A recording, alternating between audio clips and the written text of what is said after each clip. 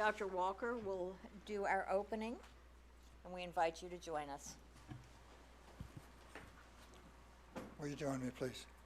Almighty God, we thank you for this opportunity to meet, to conduct business for this community. We pray that we will do it well. Ask you to be with us, to help us do it well, to do it wisely, and for the welfare of this, better welfare of this community. In your name we pray. Amen. Amen. I pledge allegiance to the flag of the United States of America and to the republic for which it stands, one nation, under God, indivisible, with liberty and justice for all. Thank you, Dr. Thank you. Walker. We come to the adoption of the agenda. Does anyone have anything to add or change on the agenda? If not, I'll take a motion. Move the agenda. Second. Been moved and seconded. Please vote.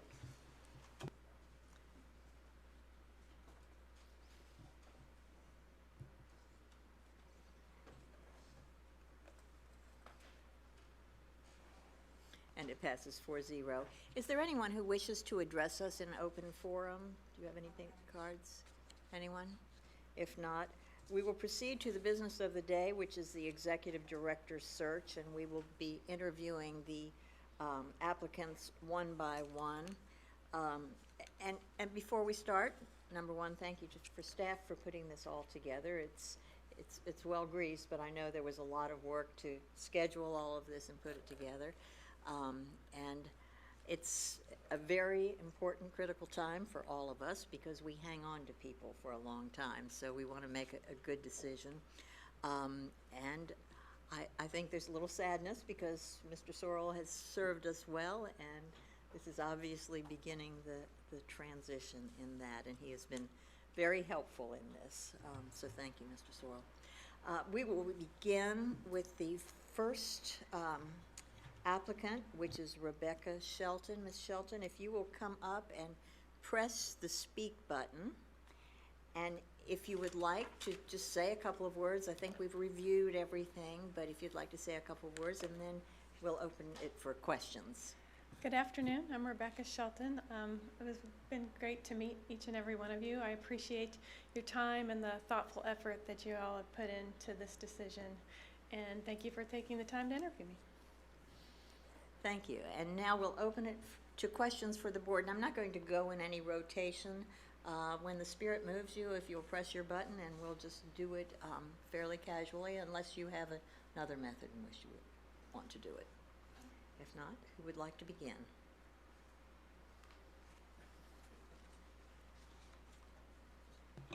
I'll start. Okay, good. Ms. Campbell. Thank you, Ms. Shelton. A pleasure interviewing with you today. One of the questions I'd like to ask is, coming from your current position, what do you feel like the three biggest challenges that face the Emerald Coast Utility Authority moving forward? The biggest challenges, as I change from my current position to this one, or just the biggest challenges for the utility? Biggest challenges that you see since you've been here and met all the staff, and how you would plan to address the challenges. So you all have sanitation, which is a big challenge because you're in people's driveway every week, right? So that's always a challenge. You have aging infrastructure. That's a challenge for every utility across the nation. But you all have taken some proactive approaches at taking care of that, but that's going to continue to take a lot of planning, a lot of time, a lot of information. You have some staff that's been collecting a lot of that information. And as we go forward, we'll be looking, you have to look at break history, you have to look at your sewer assessments, you have to continue to maintain what you have. And then you have to look to the future, right? What's the future capacity of all of your systems? It appears that you all have pretty good capacity. There might be some pinch points here and there, but you always got to be planning as a utility 5, 10, 20 years ahead. So that will continue. And then, of course, keeping up with technology. I think technology is always changing. We're all always trying to keep up. But it's not just keeping up with technology. It's making sure we have the right technology. that we have what we need. We don't have it just because it's cool and it has a cool light on it. We have it because it's going to help us do our business better.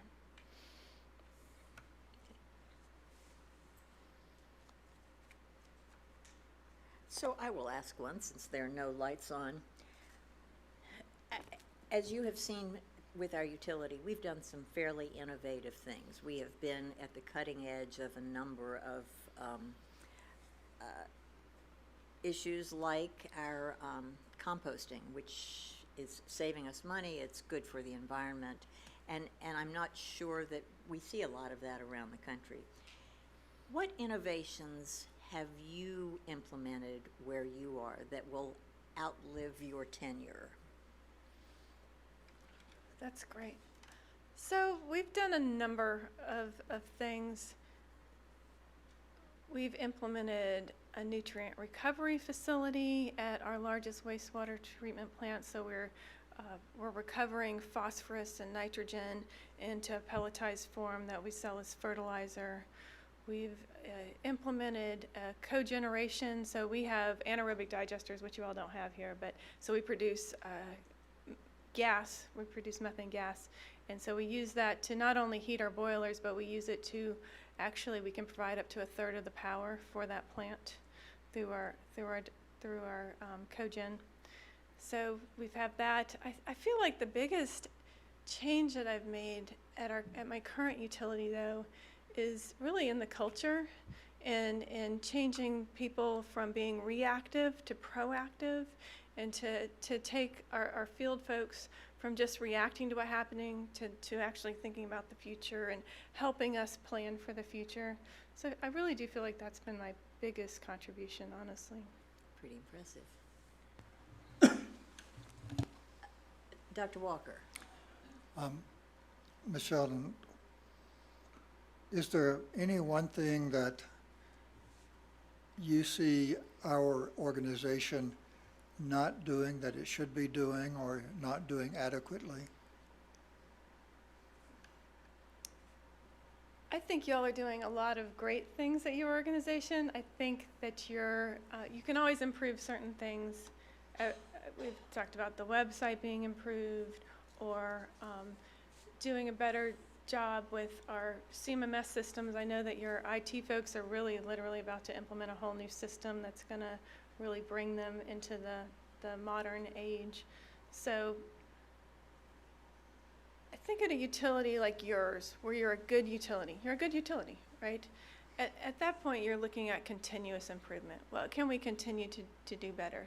I don't see any reason to make sweeping changes, but what can we do that's a little different, that's a little better than what we were doing yesterday, that's either making a process more effective or more efficient, or better serving our customers? A follow-up question. Sure. What, if you're hired by us and you come in, what would be the first policy change or programmatic change that you think you would attempt to initiate? Sort of asking the same question. Kind of. I don't know that I could answer that. I don't know that I would make a change without really spending a lot more time with your staff and really asking a lot more questions. I've asked some questions over the last day and a half, but I would want to make sure that whatever we did was going to be good for the utility long term. So I don't know that I could really answer that question honestly, because I would want to make sure I had all the right information. Thank you. Mr. Perkins? That's probably the most impressive answer I've heard. I don't know. You know, to be able to just honestly say, hey, I don't know, I'm going to have to look at that and study it. I mean, for me, I would much rather hear that than hear somebody make up something or try and come up with something. So it's refreshing. And I enjoyed meeting with you individually, and I know most of the answers to most of the questions that I'm going to ask because I've asked them, you know, when we were meeting. But a lot of the people who might be watching on TV or some of the, you know, audience members may not know. So could you just tell us basically a little bit about your experience and your leadership style that you think makes you a good fit for us and you know, the best person for this position? So my experience, I've been working in either utility or public works for more than the last 20 years. I went to the University of Central Florida, graduated, wanted to do my master's at Georgia Tech, ended up in Atlanta, and I've been there for a little over 20 years. I've worked for small local government, City of Alpharetta, for about 8 years, worked my way up from engineer to deputy director and was acting director for a period of time. I've put together many programs at every place I've ever worked. From my very first job, I have done something to improve a process or to make things more efficient. Ever since my very first job, that's just in my nature. I currently work for Gwinnett County Department of Water Resources, which serves nearly 1 million people in the northeast of Atlanta. We have water, wastewater, stormwater services. My leadership style is very much making sure that we hire good people and then letting them do their job. I like to empower staff to take ownership of their area of responsibility and then let them do it. I want to be there to guide them, to help them, to maybe look for the big picture. Sometimes people are focused in their little area and they don't kind of see the big picture, their big picture effect in the organization. So I'm always there to help and to guide and make sure we are putting the utility in a direction, but for day-to-day operation, the staff should know how to do their job. So I like to let them do that. One of the things that I always remind our staff is that their #1 job is to protect public health. That is what we do. We protect public health. Once we've done that, then we can work on efficiency improvements and all of those great things.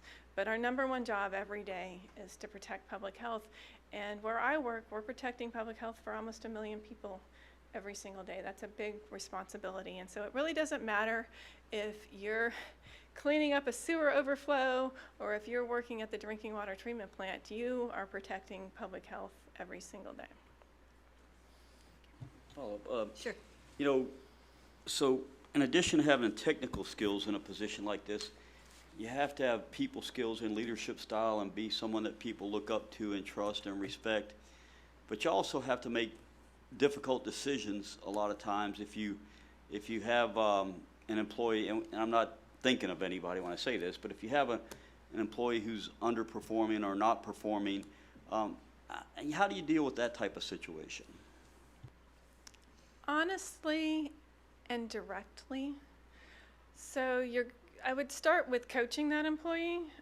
You first want to give them a chance, right? And if you don't tell them that you're not happy with their performance, they may not even know. So you want to start there. If that doesn't work, if it's not working out, you can do further things to document. Where I work, we have a whole process of documenting things. But and then at the end of the day, you have to make a decision of what's best for the organization. And honestly, it could be best for that person. Maybe this isn't the job for them. And so you kind of have to help them in that direction. And so, there's been many cases where they've left our organization but found a better fit for them somewhere else. Ms. Campbell. Thank you. I'm glad you brought that up. I have one question. In the past, we've given a review of our administrator every 5 years. I remember it very well because it was only a couple of months in when I did my first review and didn't really know him very well, enough to even give a review. Would you have any problem with a yearly, and would you appreciate a yearly review? Personally, I like to know how I'm doing all the time. I ask my boss quite often, are you happy with me? So just wanted to get your thoughts on that. Where I am now, actually, honestly, everywhere I've ever worked, we've done annual performance evaluations. So that is something that I've always done. Really, you should be talking more than just annually, but it is nice to once a year sit down in a formal setting and make sure that everything is clearly understood and to set goals for the next year. So a large part of ours is going over the goals from the previous year and setting goals for the next year for that individual. Dr. Walker. You mentioned coaching employees who weren't performing satisfactorily. If this is a person at a level where there are a couple of supervisory levels between you and that person, you wouldn't take on that coaching job, would you? No, sir. I would leave that to their supervisor. I might coach their supervisor, but I would want to leave that to their supervisor to help them through that. And in fact, I would think that the executive director should hold the supervisors responsible for doing that. Yes, sir. Thank you. So what is the largest budget you've ever prepared and overseen, and how does that compare to the ECUA budget? Budget at our utility is a bit over $400 million per year. We have our 6-year capital improvement program is $1 billion, so we're spending about $150 million a year on our capital portion of the program. So that's kind of where I've been for the last 5 years, 6 years. And just to interrupt, and this is a budget you prepared? So I'm involved in, I don't want to say that I personally Okay. prepared the budget. We have finance folks, just like you have finance folks. Uh-huh. Let them do the pro forma and predict all of our revenues and all of that. But I have been involved every year in developing the operating budget and in developing the capital budget. So, but we do rely heavily on the finance folks. Sure. But you had some ultimate responsibility for, Yes. the planning, the implementation, and Yes. so forth. And how does that compare with what you see at ECUA? So ECUA, I'm trying to recall, your annual budget, is it 100 million, 150 million? A little over 100, is that operating a little over? And then you've got another anywhere from 40 to 80 or 90 million in capital. So maybe we're double, I guess, but again, we're serving 1 million people. Sure. Yeah. And that was a quiz to see if you'd done your homework. So, and I want to follow up, if that's okay, Ms. Campbell. Yeah. You told me about long-range planning, and much longer. In politics, we're often guilty of planning until the next election, which is about the length of our vision. And I'm fascinated that you do budgeting as far out as you do, and even rate setting far out. What would you recommend for us in terms of our budgetary planning and our rate setting? It all starts with the data. So you have to have the information you need to make those kinds of decisions. So you start with a good CMMS, computerized maintenance management system. That's tracking all of everything from your sewer assessments to your water main, number of water main breaks, where those water main breaks are, what types of materials are having more water main breaks. You have to have a good GIS system that has all your pipes in it, and the age of them, and the material types of them. And then you can say, wow, our cast iron pipe really is only lasting 50 years. And then we're having 15 breaks per 100 miles on our cast iron pipe, whereas our ductile iron pipe has 0.3 breaks per 100 miles. So almost no break history on ductile iron pipe. And so you say, well, maybe I need to do a program to replace those cast iron pipes. You do the same thing at your treatment plants. You have and you actually have these systems here. So you have all of your assets in a system. You know, in general, how long a pump lasts. In general, some have infant mortality and they don't last as long as you think they should, but some last much longer. But you can take all that information and say, I'm going to have to replace this many pipes in year 2030 and approximately this much equipment in year 2031, and you can at least give yourself an idea of where you're going to have peaks in your capital spending and valleys in your capital spending. So you can start with your data and actually do a lot of projecting. It's not perfect, but it does give you a good idea and a good basis on which to set your rates. Thank you. Ms. Campbell. So can you tell me about any successfully obtained and managed grants that you've been involved with? I will say we haven't done a lot at Gwinnett County. We're just very much focused on self-funding, but when I worked for the city of Alpharetta, I did get a number of grants. I got FEMA grants after a large flooding event to do a detention pond. I've gotten EPD that's our Environmental Protection Division, grants to do stormwater quality projects, got a grant to do some tree assessment. So I've done a number of different grants for a variety of things. Okay, thank you. Mr. Perkins? I don't know how it is in Georgia, but in Florida, we have open government and sunshine laws, and we take, transparency very, very seriously. How are your skills as far as talking with the media and communicating with the media, or having a team do that with social media and just the, press relations and public relations? I mean, a lot of people are fine once you explain things, but you always have some chronic malcontents, no matter what logical, rational, explanation you give. How do you handle just basic public relations and media relations?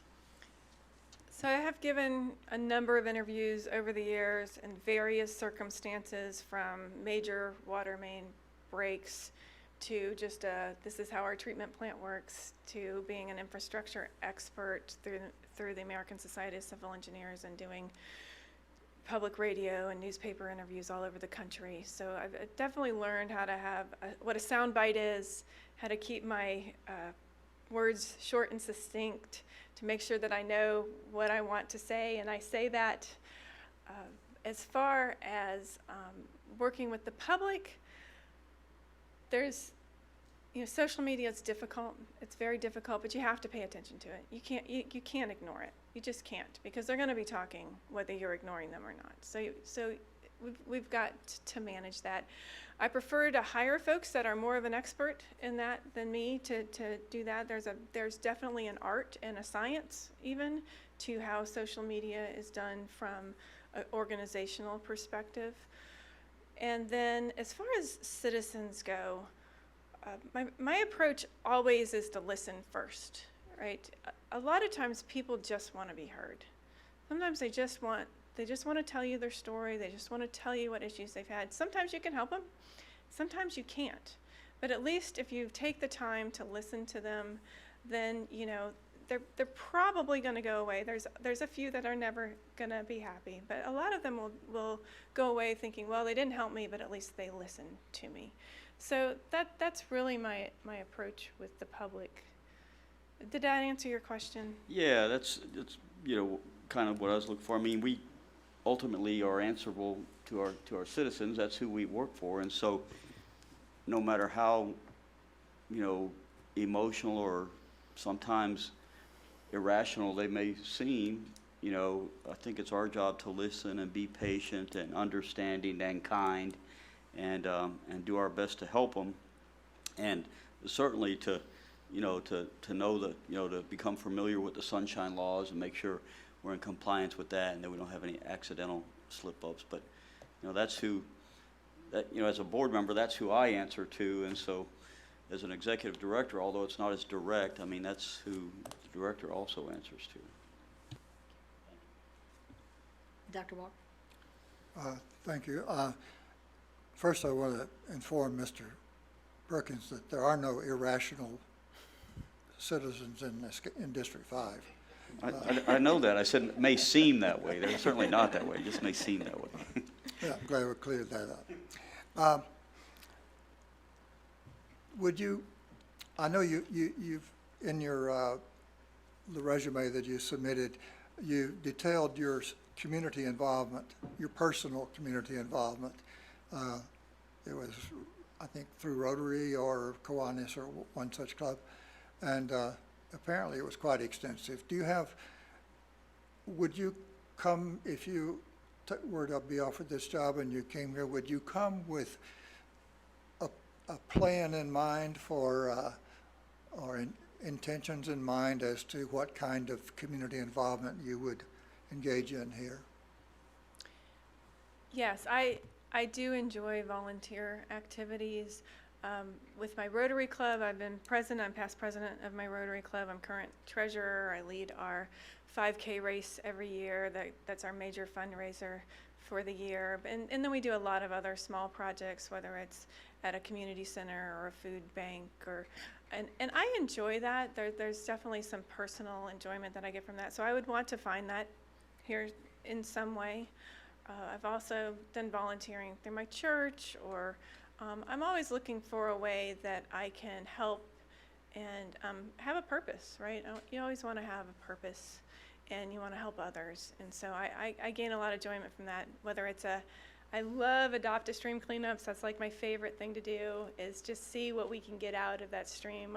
I've personally pulled out bowling ball, fire hoses, whatever, you know, I Well, really we have enjoy just that. the job for you. We have a place called Carpenter's Creek, and Laurie Murphy and Sherry Myers would be glad to talk with you about that. I thought of Laurie Murphy when she said that. So I'm going to ask you one last question, and then I'll give you just a couple moments to tell us what you wish we had asked. But that is, there's always a tug of war in the utility business between developers and the utility.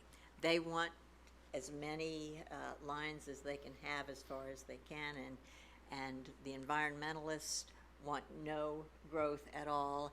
And meanwhile, our staff works to make sure standards are high, and then they grouse because it costs them too much and it adds to the cost of housing. I don't know that we ever reach the right balance, but if someone were to say, after your leadership, what the developers would say about you, what would the developers say about you? They would say I'm fair. I'm fair. I do hold a high standard, but I will work with them if it makes sense long-term for the utility. And there's some instances where especially in Metro Atlanta, where things are just getting more and more congested and tighter together, that we've really had to look at some innovative ways to accommodate some of our bigger projects. But always, we're looking long-term for the utility and making sure that it's going to work long-term for the utility. But that doesn't mean it has to be how we've always done it every single time. So you've got to be fair. You've got to hold them to the standards. You've got to meet the intent of the standards. Thank you. Wonderful answer. So we have about 2 minutes. What is it that we should have asked and did not? Oh, that's a good question. I feel like you asked a lot of questions. Between here and the interviews earlier, you asked a lot of good questions. I don't know what else I was expecting you to ask of me, to be honest with you. So. Okay. You're darn good, board members. Yeah. Well, how about a closing, you know, why we should pick you? First of all, I want to thank each of you for the time that you've spent in this process, and I've enjoyed talking to each of you and to your staff. So I want to say thank you, first of all. Why you should pick me, you're not going to find anyone more passionate than I am about this business, quite frankly. I believe strongly in what we do. I believe in having a great staff like you have that also feels strongly about what we do. I'm going to do what's right. I'm going to do what's ethical, but I'm going to do what's long-term right for the utility every time, all the time. And that's why you should choose me. I also have a lot of experience. Well, Ms. Shelton, thank you so much. It's been a pleasure, I think, for all of us, and good luck to you, and I guess you've got a plane to catch. I do. Thank Okay. you. And I think Mr. Sorrell will see you out. Thank you. We have 5 minutes before the next. We can either recess or, would you like to recess? No. Okay. Madam Chairman, Yes. it appeared to me that Ms. Sheldon's face was dark, was not lighted the way Okay. it should be for the videoing and so forth. Are the lights dimmer than they sometimes are, or? No? You know, I've kind of noticed that spot right there is not as light when everyone is speaking, so. Maybe we should work on that. That's, Yeah, maybe add another yeah. spotlight.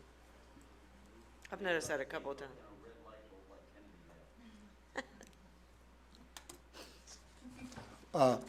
The kind that President Trump says make him orange. That might work. Who's next? Let's see, it is Mr. Woody.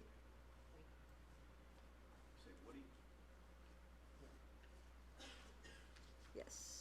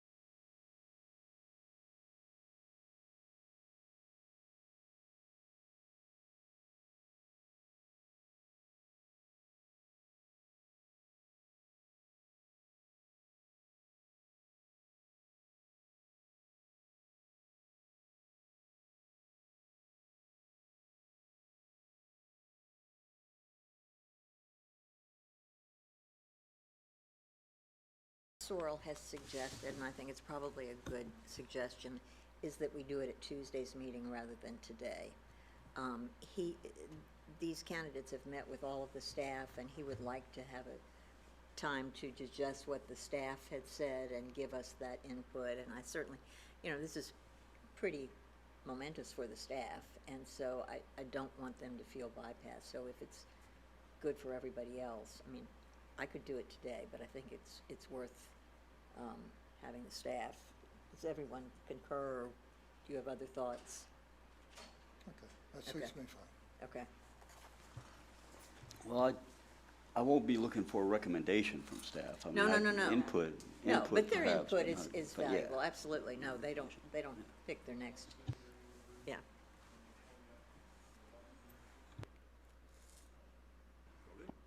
And, Mr. Woody, you can come on up, because we did not recess, so we're continuing to be, so, what we're gonna do, if you wanna just say a couple of things and introduce yourself, and then we will just ask questions. And at the end, we'll give you a couple of moments to say why we should hire you, and, if there were any questions that didn't get asked that you think are important. So, you have the floor. Okay. First and foremost, thank you very much for the opportunity to even express my interest in this position. The organization has been extremely gracious and to all the candidates, and you have a fine organization. My name is Bruce Woody. I'm the current city manager of the city of St. Joseph, Missouri. I've been in that position for 8 years. Prior to that, I was the Director of Public Works for 16 years in the same community. My background is an engineer. I've been in engineering for utilities all of my career, more recently as a city manager. I wasn't looking for a job per se, but what attracted me when I saw this advertisement was the fact that my greatest love over the course of my career has been the utility work I've done. I absolutely love the city management work that I do now, and this is a organization of similar scale of what I currently manage. I have 740 employees and a $180 million budget. And this is just a beautiful marriage of what I love on the engineering side and also what I love about the management work that I do. Thank you. I see no lights. I'll start this time. We had lots of materials to read on everybody, and in your materials, you answered one question. It said the three most significant wastewater and solid waste issues facing the city are, and the first issue that you said was rate control. And I thought that was very interesting because that is obviously responsive to the people out here who pay our bills. How do you manage that balance between tending to the infrastructure and maintaining rates, and how would you help us do that same? Okay. From your professional staff, you're going to get recommendations of what the technical needs are of the organization. You're going to get endless lists of projects. Some will be identified as needs, others identified as wants, and each of them has a price tag. They all have different scales in terms of their individual size and the length of service that the individual project will provide. The unique challenge is trying to prioritize those and still recognize that you have a customer, the end user, who is paying those rates. So as far as how I, as an executive director, would present that information to you would be a balance between here's what we need in order to meet an environmental regulatory requirement or a condition on our administrative order on consent or a functional operational issue. And then compare and contrast that about different ways to finance. Those that can be done in short term on a cash basis, save interest costs, et cetera, versus those whose useful service life is multi-generational and therefore makes sense to bond over a longer period of time and have a larger number of ratepayers pay for that particular issue. Thank you. All right, anyone else?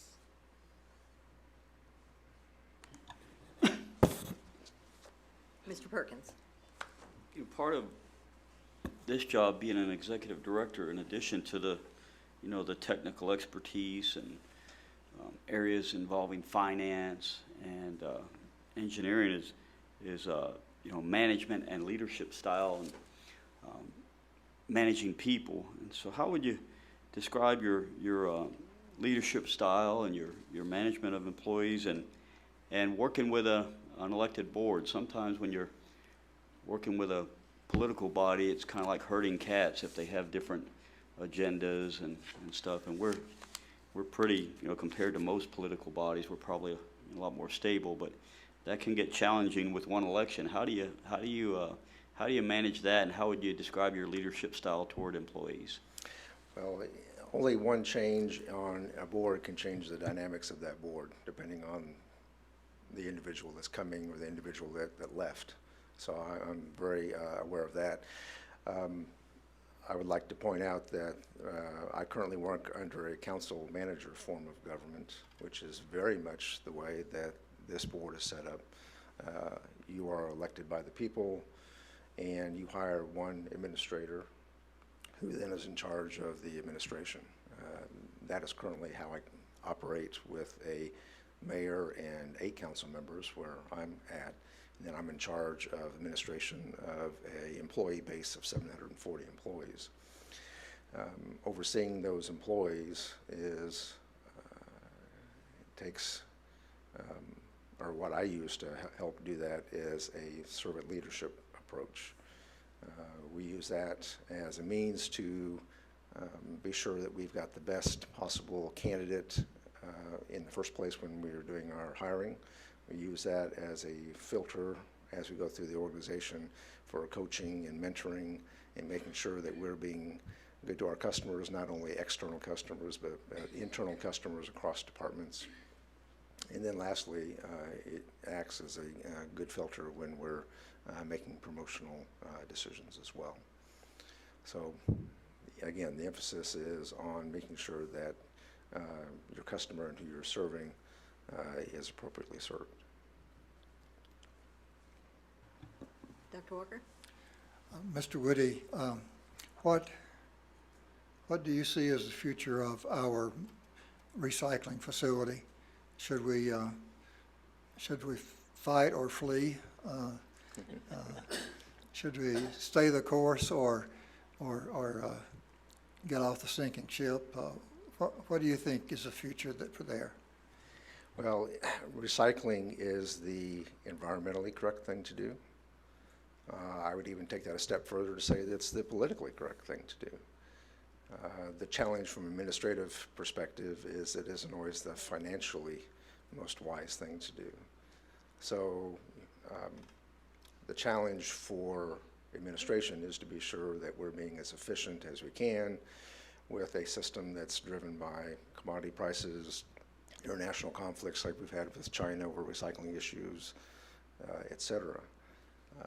But at the same time, we also need to be sure that what we're doing is environmentally correct for our area, isn't unnecessarily consuming landfill space, and meets the needs and expectations of the customers that we serve. So I would endorse continuing with the materials recycling facility that you have and are doing very successfully with, especially the composting operation, et cetera. You're to be commended with what you're achieving.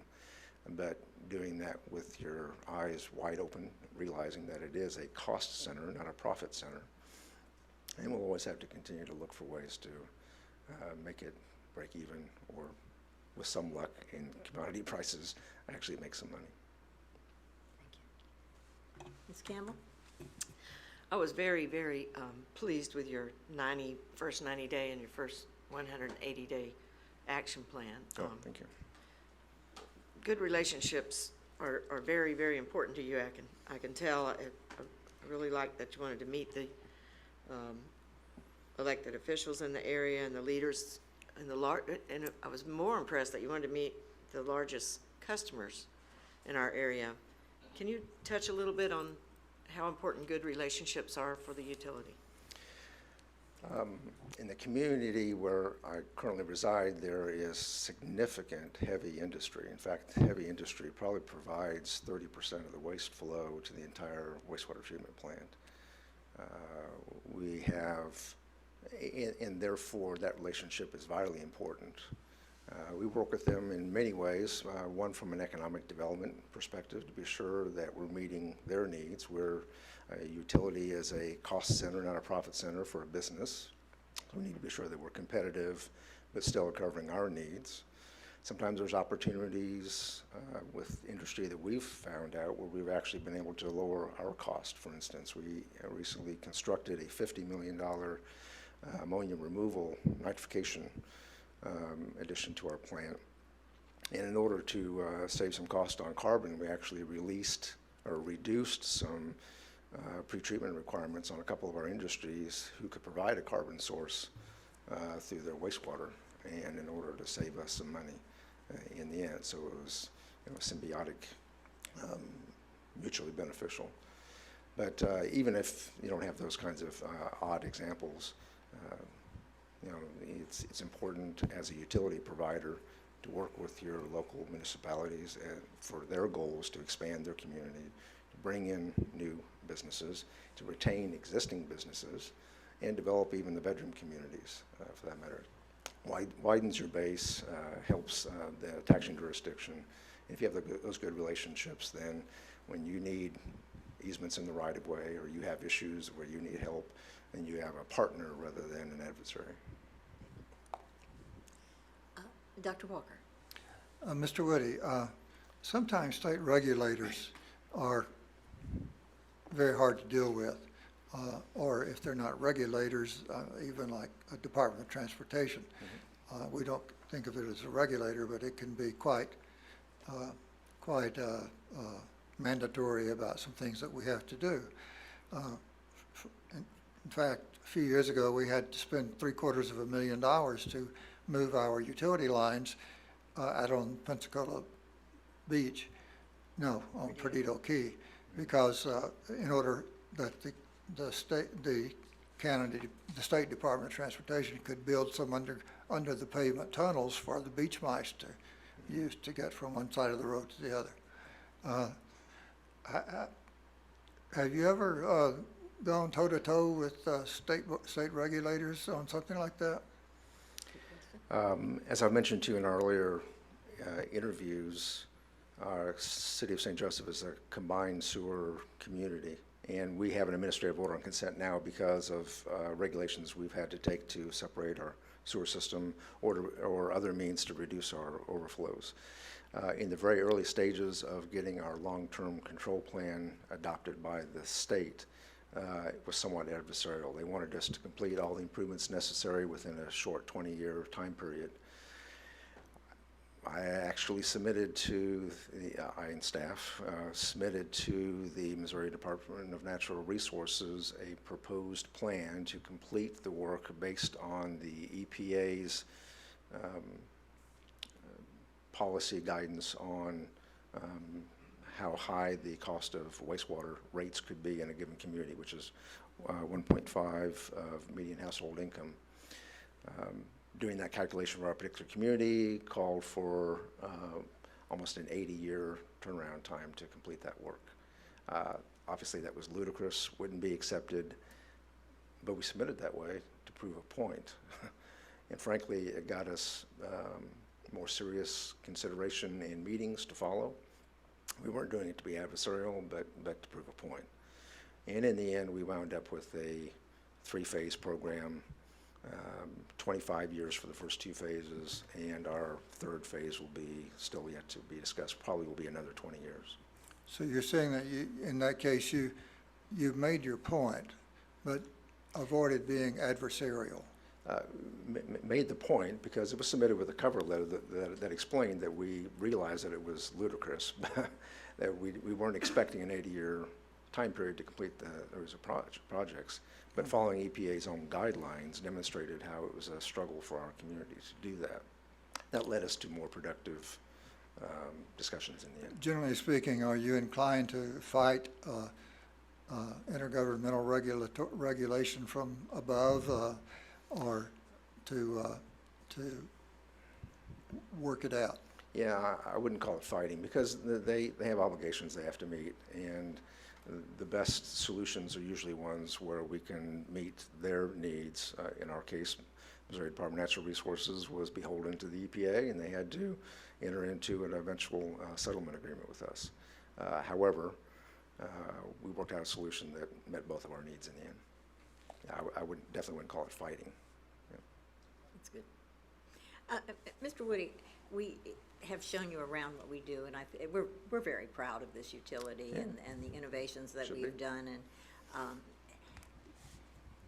and I think Mr. Sorrell leaves quite a legacy in the kinds of innovations.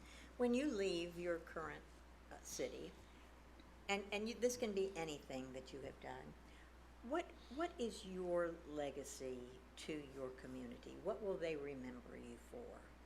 Or what would you like to be remembered for? Obviously, that depends who you talk with. If you speak with council members, I hope that legacy would be one that was responsive to the elected officials and respectful, and one that provided good, solid recommendations, but also recognized that not every recommendation was going to be followed because there's additional factors that elected officials have to add to the discussion that affects their final decision. If you speak with employees, I would hope that they would say that I held a steady hand, that I looked out for their interest. I'm proud to say that we've raised employee wages and improved benefits considerably during my tenure as a city manager. If you talk with the general public, I would hope that you would hear that there was calm deliberation of issues, especially if you compare me to my several predecessors who were much more controversial. Confrontational is really the word I'm looking for with the elected officials. And, and do you have any innovations in your community that were done under your watch? You know, I'm thinking of things like our recycling program or our composting program or other things like that. There's some landmark that you leave behind you. On the environmental side, we worked with our local Kansas City Power and Light District to take what used to be just a candlestick flare at our at our landfill, and did a landfill gas to energy project. We're now generating electricity and putting that into the grid. On our, I've got a few other things that are outside the immediate area of utility, though. There are more city's management That's okay. types of issues right now. We are working on trying to bring back our downtown and surrounding area, and working really strongly on houses that are owned by out-of-state owners and are boarded up, aren't taken care of appropriately. We went to the state legislature and created what's called a land bank, which will provide our community a means to avoid the usual process of letting properties sit on the tax rolls for 3 years until they're sold on the courthouse steps. Instead of being able to acquire those properties early and get them back into productive use using various tax incentives. Very innovative. Mr. Perkins? Yeah, like Ms. Campbell, I like your action plan, very thoughtful.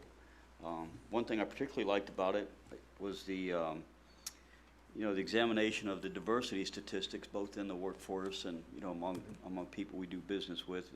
We're particularly sensitive to that right now, as we have one of our board members who passed away who represented a minority district, and the district has had no representation for 9 months. And so we try to be cognizant of that as best we can, and meet the needs of that district, even though they don't currently have somebody representing them. But, for us, we have what's called the Sunshine Law here, and open government, and compliance with that, and transparency and public trust are real important to us. So, as far as media relations or public relations or open government or dealing with those, sometimes you may have, just a couple of people who, no matter what you do or say, can never be pleased and are always very critical.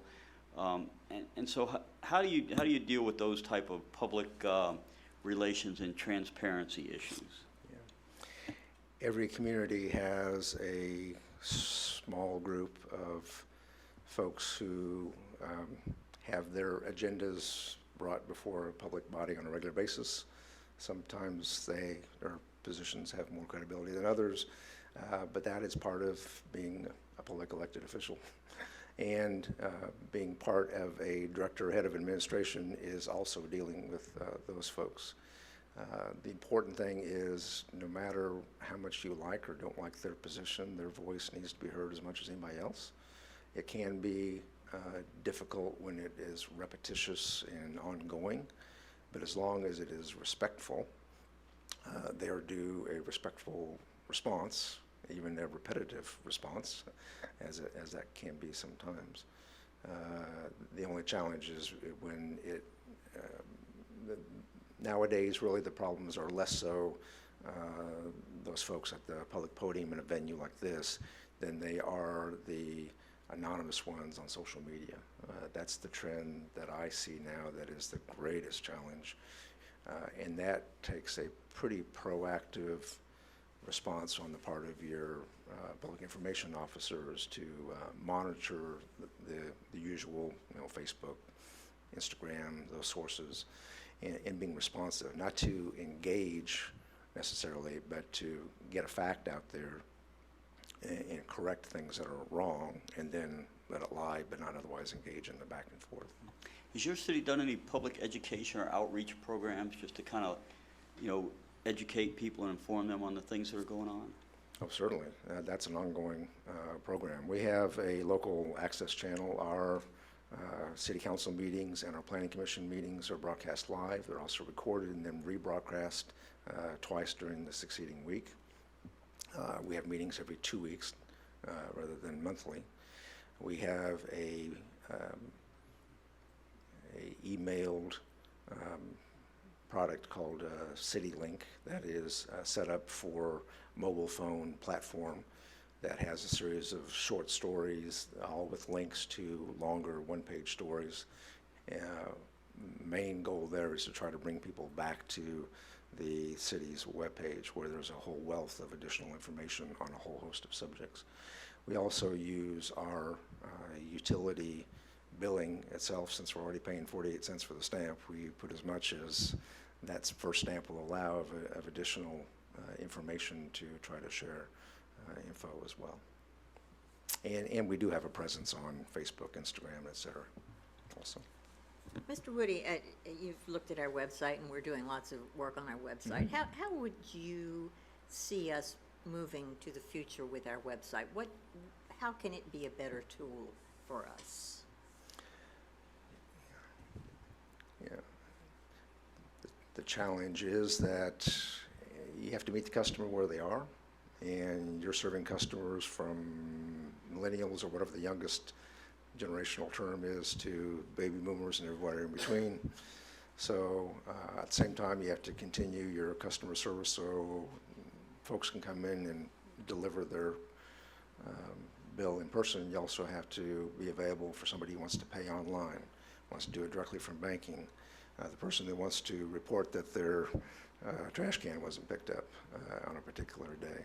So being more interactive on that it would be helpful. I was very impressed by the fact that your customer service does have an interactive portal where when you call, you've got some sense and idea of where you are in line and therefore how long you'll be till you're served. I think that's excellent. There's always opportunities to take that to another level and make sure that we provide as many ways for people to pay, sign up, disconnect, whatever the case may be, online as possible. Dr. Walker? Mr. Woody, do you have any experience with consolidation of utility systems, such as absorbing some smaller ones into your system? Yes. The city of St. Joseph is far enough from Kansas City that it is kind of a standalone city, but there are a number of peripheral sewer service districts that we provided service to. Some we've absorbed, some we continue to provide service to. For the most part, we provide those as a sewer service agreement and provide the maintenance in those areas.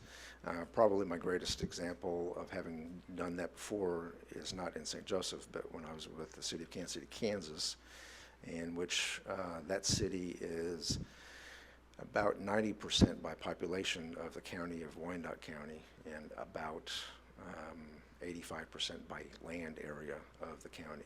And the county and the city went together, and now they're the unified government of Wyandotte County. And during that process, we absorbed all those surrounding service areas and consolidated to one utility. So it is almost 4 o'clock, and I think you have a plane to catch too, but this is your time to tell us whatever you would like to tell us and to make that pitch for why we should select you. Okay. Again, appreciate the opportunity. Thank you for the gracious host that Steve and his staff have been. I've been very impressed by your organization. You've got some great candidates. Quite frankly, I think you'll do well with any of them. I will say, however, that among them, I bring an equal amount of experience and background from the technical side as an engineer and my experience as a utility provider. But where I'm unique from my competitors is the city management experience and the additional experience working directly with the board, creating strategic plans, monitoring performance metrics to be sure that the needs of the customer and the goals of the elected board are met. So that's a dimension I think I bring that's a little bit unique to my competitors. Very good. Okay. Mr. Woody, thank you very Thank you. much. Travel safely. Thank you. Best wishes in your deliberations. Thank you. Thank you, sir.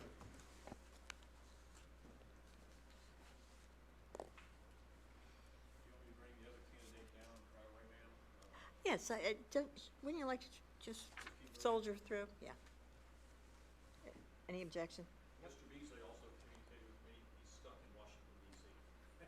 He couldn't get there. Okay. Wonder if my granddaughter's still.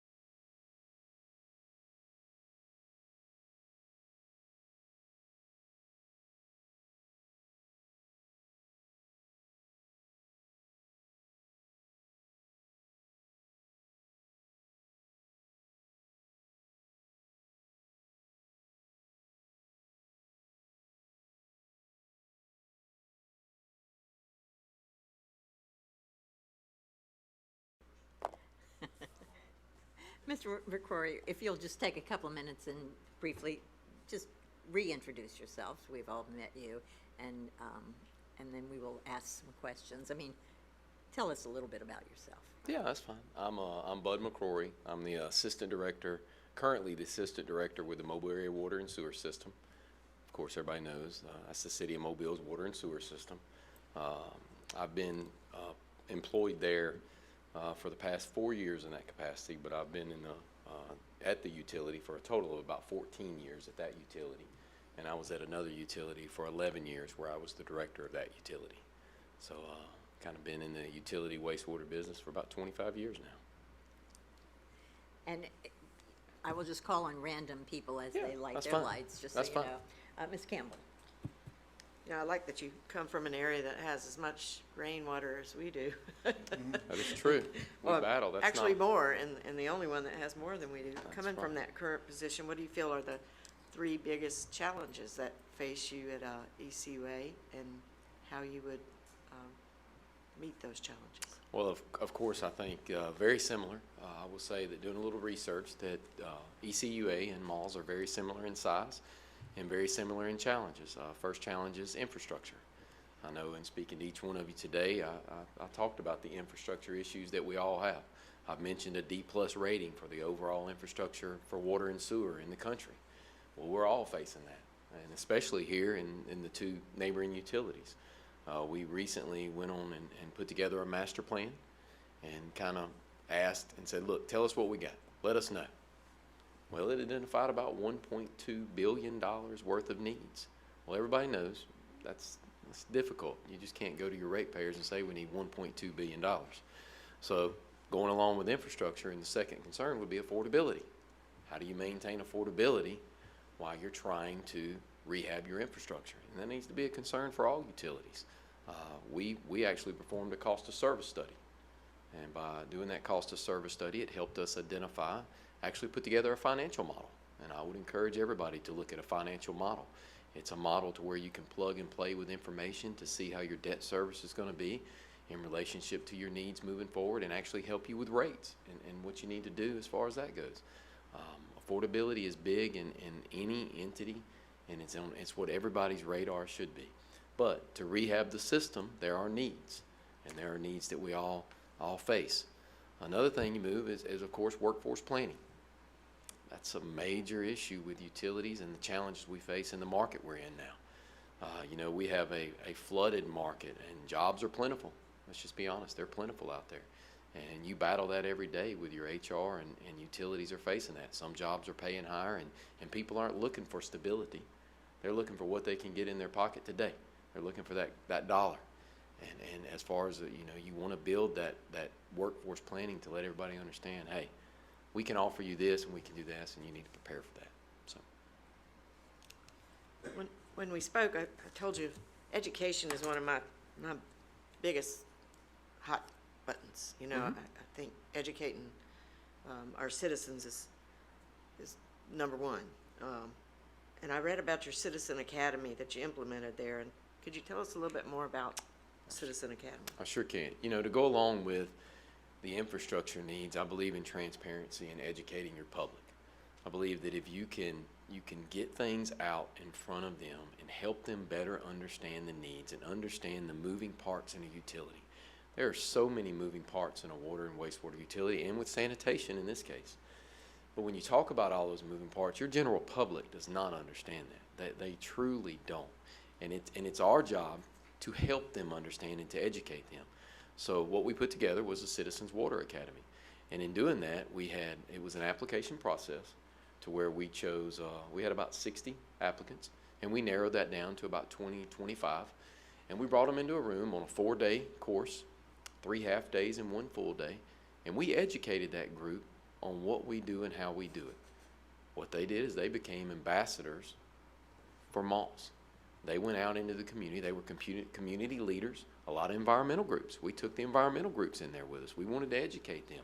We sat down, we showed them what it takes to work a lift station, what it takes with water and wastewater, how the treatment process works, how the repair process works. I took our budget.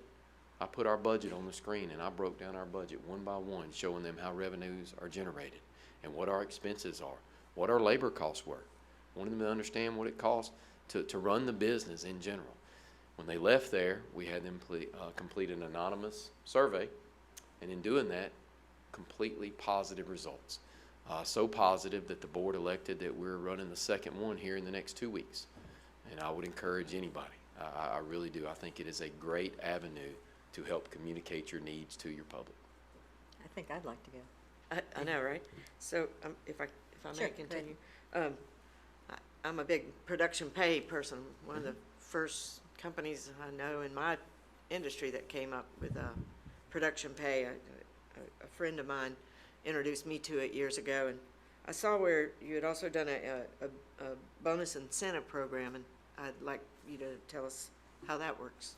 Yeah, the board elected to contribute a fund that could be distributed at the end of each year that would be performance-based, and there were 16 measures set, and we, the executive staff, we review those measures annually, and those 16 measures are set, and then certain amounts are allocated to the fund on how you achieve measures. An example, we talk about abandoned calls. Well, everybody knows that your call center can get a negative rap in anywhere you're at. And by looking at abandoned calls, we set a percentage. And by that percentage of the total number of calls, and those are abandoned, you can accumulate a certain amount of money. So let's say you had 12% of abandoned calls. Well, then you would put $15,000 into the fund, but if you got 10%, There may only be, I mean, if you got 14% abandoned call, there may only be $3,000 contributed to the fund. We did that on appearance. We did that on injury cases, whether they were for safety purposes, injury cases that were preventable. That was a measure because those are company-wide. We had, out of the 16 measures, we tried to have at least one measure that touched a department, and it contributed to that total fund at the end. We had appearance. We had water and sewer installation time. Everybody knows when you're looking for a water service to be installed, and it takes you 3 weeks. Well, some people want it the next day, and you know there's a process. There's a permit process, and then there's an installation time, line locates, and everything that goes along with it. So we set that at about 10 days, 10 working days, and if we achieve that, we contribute this amount to the fund. If we don't achieve it, it gets this or gets none. So the BIP memberships have been a really good program that we've had in place. Thank you. It's very important that our next our next ED have a close relationship in our community. I know that you live not very far, so I wondered, are your intentions to move to our community if you get this job? It is to relocate. Yes, ma'am. Thank you, sir. Dr. Walker. Mr. McCrory, you've spent 4 years as Assistant Director of malls, right? And what position did you hold before that? Well, at malls, I had what we called the Computerized Maintenance Management Systems Coordinator. Computerized Maintenance Management System Coordinator. Yeah, very, Okay. very long title, CMM. Better wrap my brain around that. Multiple positions prior to that at malls. I know I explained probably the career path I've taken. I started at malls as an unskilled laborer, went to a public service worker 1, which was a common laborer on a truck, worked to a PSW2, which is just a middle tier laborer, then went to a crew chief, then a supervisor, and then that capacity position. Then I left there and became the director of a smaller utility and run it for a little over 10 years, and then come back in the capacity I am now. So learned a utility, as I've said multiple times over the past 2 days, from the inside out. Is finances, they one of your strong points in your opinion? I would say very much so. That is a direct, the comptroller, which we call comptroller, I think y'all call finance director here. She reports directly to me in my line of service at malls now. Given your background in finance, what would you consider sufficient emergency reserves or contingency funds for ECUA? Have you seen the amounts that we have? And if so, could you comment on them? And if not, just give me a general idea of. Yeah, I have not seen your reserves in general. You know, some bonding requirements call for reserves. I know we have $15 million in reserve on a certain line item at malls, and then we have about 7 different accounts that we keep multiple reserves in for repair and maintenance. So I have not seen your information to be able to tell whether your reserves are sufficient or not. I have seen debt service ratio. I know I talked a little bit about that, and I think that's a good judging point for utilities when you look at finances. Now, it can't be the only one, because you know you can easily say we're going to raise our rates 82% and our debt service ratio is going to jump. But again, that's not what you're looking at. But a debt service ratio is a good point. At malls, we're maintaining about a 1.8. We have about a 1.8 in debt service ratio right now. Now, our rates are a little higher than ECUA's. They are, and that contributes to that. But we may have a little less debt. I can't remember from your CAFR what your actual debt was. All right, thank you. Mr. Perkins? You know, I've been very impressed with you and interviewing you and your skill level and your energy and everything. One thing I'm thinking about is executive experience. Do you have any executive experience working with a board and managing employees? Well, of course, my current capacity. You know, I have almost 200 employees that report under my direction in my current capacity here.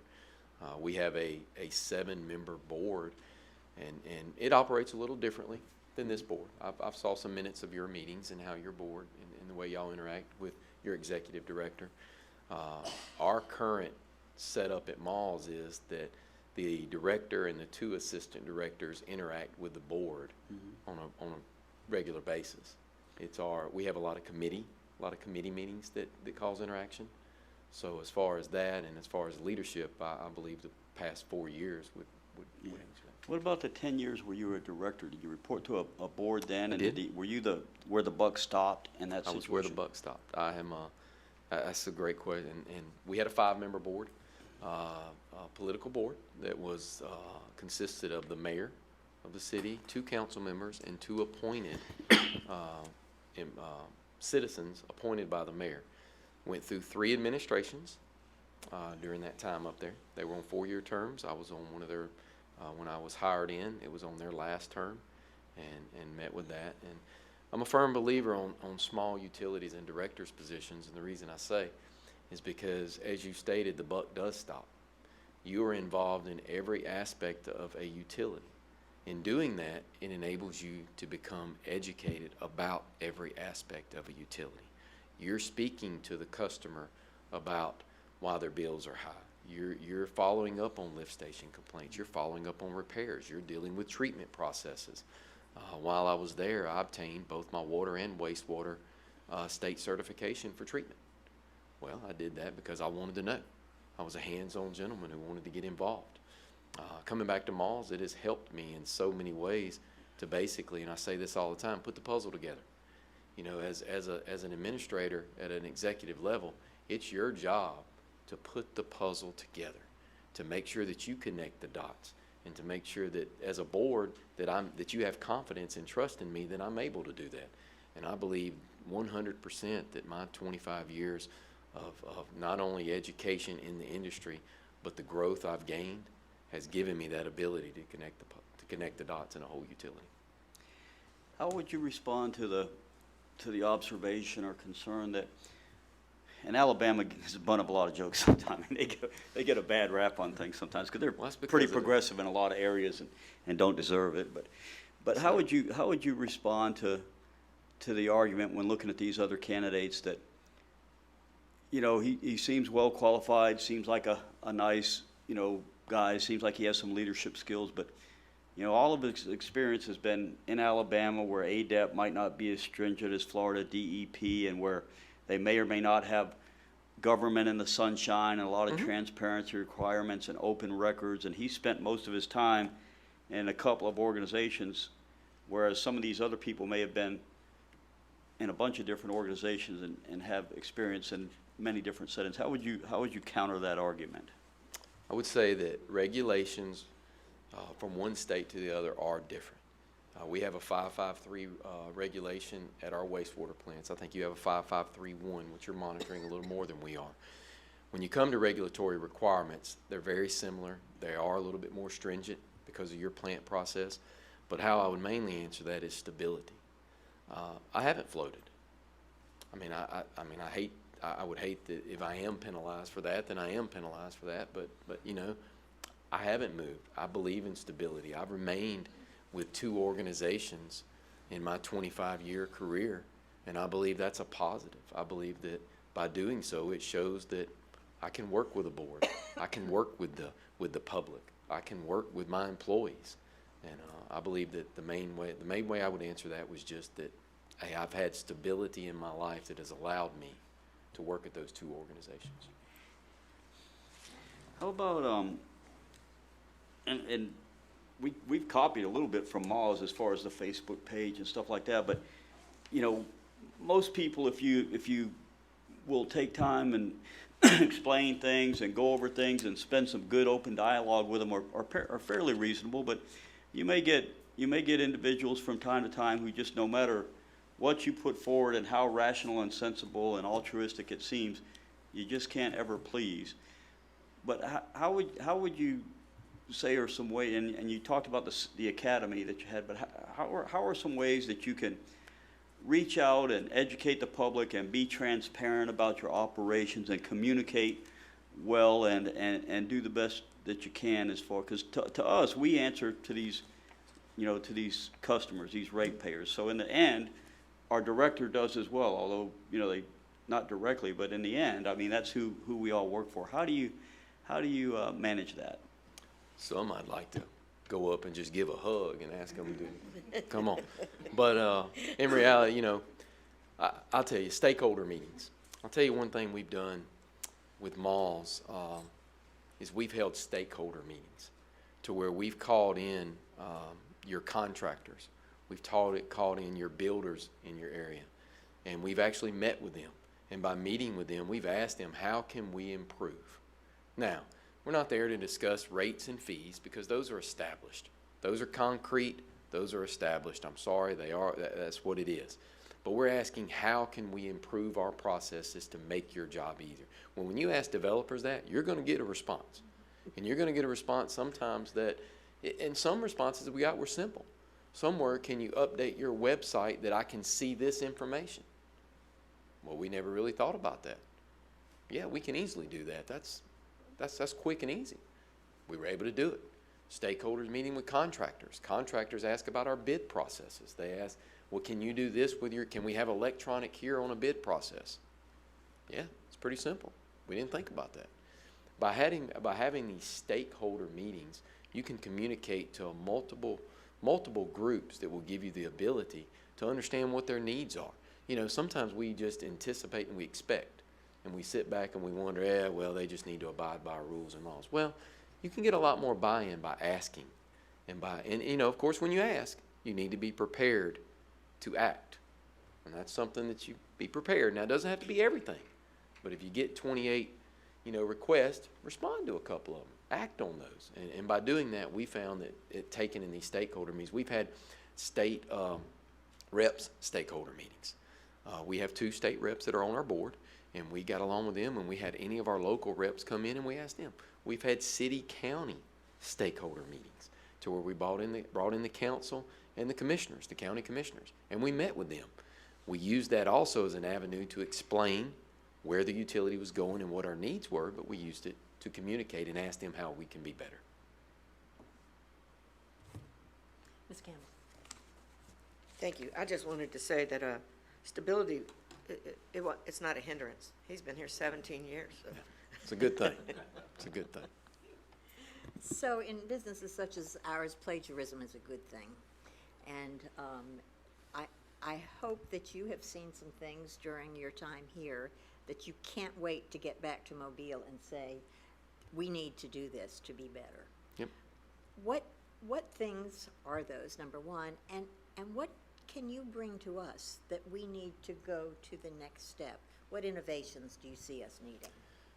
Well, in all utilities, benchmarks are set.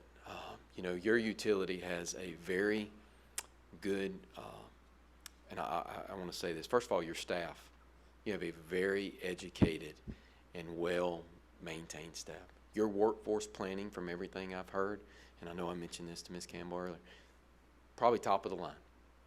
Your incentive-based pay, I think you have done, and I'll congratulate Steve for that. Y'all have done a great job on that. That is something that, in speaking to your HR officer yesterday, that I asked, I got her card. I said, I need your card because I want to pass that. HR falls directly under me. I want to pass that to my HR officer because there are so many things that you are doing that we need to do.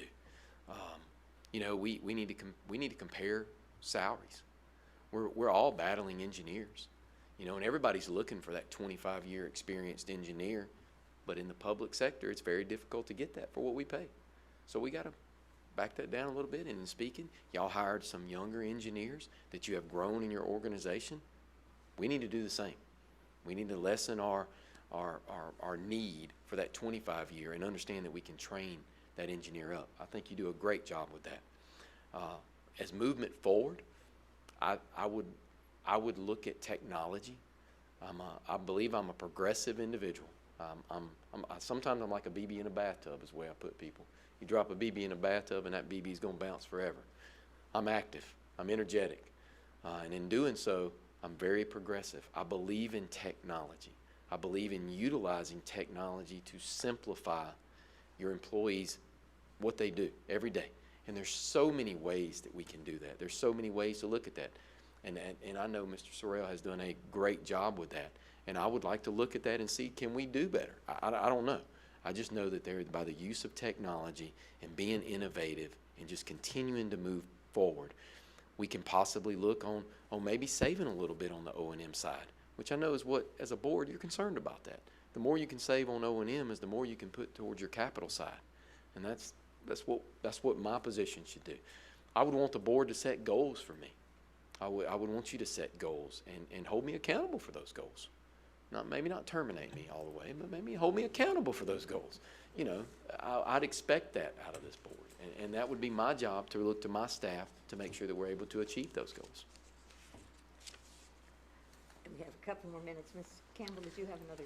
Just one real quick, you know, I'm a real strong on performance evaluations, and want to know how you feel about yearly performance evaluations of the board if you were chosen of your work, and also not just us giving you an evaluation, but finding out from you what your goals are for the next year, and finding out what you need from us to do your job better. Yeah, at malls we are on yearly evaluations, so that would be something I would be definitely accustomed to. Again, that going back to that, for me to be effective and to make sure, you know, this is a business, and I understand that. But from your perspective, I need to be given goals that I can hopefully achieve, and I need to be held accountable for those. I just firmly believe in that. It's going to give me, now I want to give you my goals too. I want to tell you some of what I expect us to do in the next year. And then, you know, we need to review that, and I'd be okay with that. So we have 2 more minutes. Oh, I'm on a time. Yeah, Yeah. so if you will tell us the questions or a question you wish we had asked, and then give us just a quick soundbite on why we should pick you. What I believe you should have asked. Did we forget to ask something that was important? Okay. You know, I've talked about the utility as a whole, and I know keep talking about utility, and I know y'all do have sanitation, and I have a little bit of experience with sanitation as far as pickup and different things like that and the complaints you give. I think that this board has done a great job. I believe that your CIP plan that you put together for a 16-year is great, needs to be reviewed annually. I would encourage you to continue to do that. Continue to try to put money in your infrastructure. Continue to try to put money in technology to hopefully become more efficient and effective as the way you do your operations.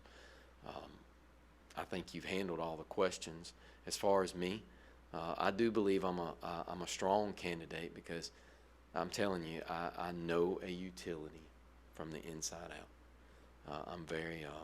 I understand down to the ground floor what it takes to run a utility. The past 4 years, I've worked for a great director and a great board, a very business savvy board that has asked some difficult questions. Some questions you're like, man, I wish I would have thought of that before I went in there and had an answer. But you know what?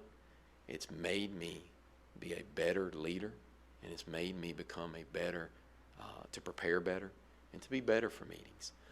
The director I currently have has taught me, he's tried to teach me patience. Patience is not something you can pray for. The Bible tells us that, and I understand that. But I've tried to become more patient. Sometimes I'm a little impatient and want to move a little faster than we possibly can. But I've learned that, and I believe I'm getting much better at that. And I'm a candidate that can offer you, and I don't know about you, I know a little bit of background about your other candidates, but I believe I'm a candidate that can offer you a full knowledge base of a utility. And I have no doubt that I can lead this utility. I have no doubt in my mind. Thank you so much, and we appreciate you. Drive Thank y'all. carefully going back across I-10 and those bridges. There you go. Thank you, ma'am. And we'll take a 5-minute break.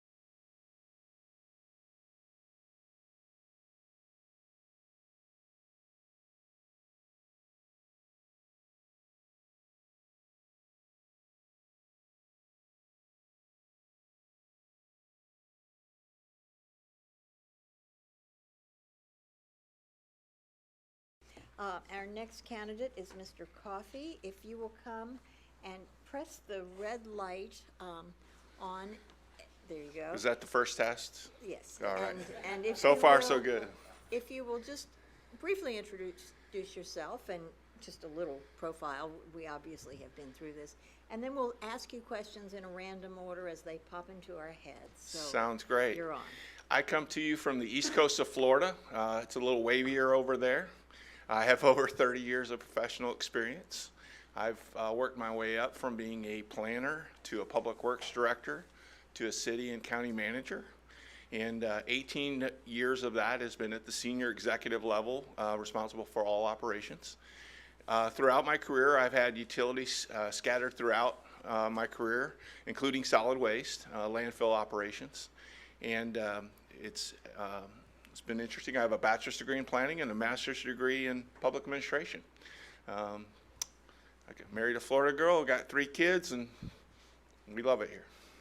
Good. Okay, board members. Who wants to start the questions? Dr. Walker. You just said that prior to becoming city manager, no, I'm sorry, county administrator, Okay. Well, you were the public works director. yes, sir. What did that cover? That covered roads, drainage, no utilities in that particular. For my 5 years in Kentucky, it was no utilities. Roads and drainage? Yes, sir. Okay. But in Melbourne, Florida, as a planner, I tracked concurrency. I worked through the whole development process as an expediter, and I was the first line of working with the customers and the developers trying to, it was a fast-growing area back then. And since then, I've been over water and utility operations, just like you have here. Solid waste was in DeSoto County. So it's been scattering. In some places, we built 23 miles of new pipeline and had to work on capacity and had to work on old, outdated stuff at state prisons. Most recently, where I've been working now, it's been isolated plants that we've acquired after developers. Some of them are very old, antiquated. We've had to upgrade the utilities with often limited resources and just trying to triage what we should work on first. So you have experience with taking over old, outdated, privately owned systems? Do you guys know anything about that? Have you dealt with that? Well, I do. I go back far enough that I remember when we took over several. Recently, we had one called Innerarity Island that we didn't take it over from a private developer, but we worked with. You inherited it? Oh, you worked Yeah, with we the- wound up inheriting it, but on our own terms, though. I think I told some of you this, that one of my systems I got received in Flagler County, the downturn, developers were going bankrupt. Basically, I got a call from a developer on a Friday afternoon and say, here's the keys to the plant. They're hanging outside the door of the plant. It's all yours. And we were like, okay, how do we work on this? So I started making phone calls, and we acquired that system immediately. It was supposed to come to us long term, but after a lot more upgrades, a lot more other stuff, but we couldn't leave those people hanging. We don't have much in the way of wastewater systems out there. Right. A few subdivisions where the wastewater system is owned by the property owners. Yes. They got stuck with it by the developer. There's still a few of those, I guess, that we might have to deal with. But there are no systems owned by any other government entity. There are some rural water cooperatives that are part of the county, and one privately owned water utility. I've seen those on your maps. Yeah, and some of those we should look into taking over. That might be part of the next executive director's job. It's a process, and it's something you got to work on. But yeah, what happens is the economies of scale quit making sense. They've got to comply with the same rules that you do, and a small system, you spread that same cost over a customer base. They just can't handle it. Your rates are excellent, and I imagine some of those systems, their rates are much higher because they don't have the customer base that you have. All of them, I think, yeah. Thank you. Yeah. So you worked as a planner and probably remember that in the late 80s, early 90s, when the state of Florida adopted concurrency, it was a four-letter word, and it certainly was a four-letter word around here. I think people have come to accept some of the wisdom of concurrency. But we always have kind of a tug of war with developers. They want to develop farther and farther afield, and they want us to provide the lines for them to do it. Yeah. Environmentalists want us to redevelop and not go afield. But one of the things that we are dealing with a lot is they want a lower standard of lift stations and other infrastructure. And I Right. think we're being rigid and not cooperative and boosting the cost of single-family homes. How would developers in your area speak of you? Would they say you're the friend? How would they respond? to you? Actually, I could, I would say that they would say I'm fair and as far as processes and stuff like that, that I'm always open to at least discussing it. I know me, even if I don't agree with them, and that if I say no to them, I try and explain the reasons why, and I do it in a professional manner. And I think I'm well held in the development community, not as a rollover to developers, but as someone that they can always approach to as a safety outlet, and also as somebody that's fair and that was willing to explain why you need the better station. For example, I mean, Smith and Loveless stations is what we had in some of our subdivisions we took over, and they were terrible. And I don't have to look at Steve because he's probably cringed when I said that name, but you pay for it one way or another. And there's times you've got to be tough on developers, but if they know up front, they can build that into their business models. And time is a big issue with them, but the biggest thing is being straightforward and honest with them, and as long as they feel that being treated fair and like everybody else. As a planner, I think I will add that to your organization is that customer service level, but also a rounding to the engineering staff, the great engineering staff that you had. I was the scrub J. The Planners Employment Act is what we refer to the growth management legislation. And when I got my degree, that's what they geared my whole curriculum to Florida. In fact, my spring break, I didn't go party. I came and studied at the Everglades for 2 weeks. So, and all the environmental aspects of that. But I was a scrub J guy, go for tortoise guy, you name it, I did it as a planner. And you can't trade that level of experience. And I consider myself a balanced person. I'm not, I'm practical, environmental. I'm not pro-develop. I'm kind of that guy in between, I guess. And they're going to tell you and tell me that Santa Rosa has standards at this level. Mm-hmm. And ECUA has standards at this level, and they think we should bring ours down, that they're unrealistic, and ours are high. What would you tell them? Well, Or would you say we need to do that? in my discussions, I don't know which commissioner, board member I talked to, but sometimes it's an education process, and you sit down with them and you explain the differences, and really you show them the cost. I think that you've got to be hard where you need to be hard and flexible where you can be flexible.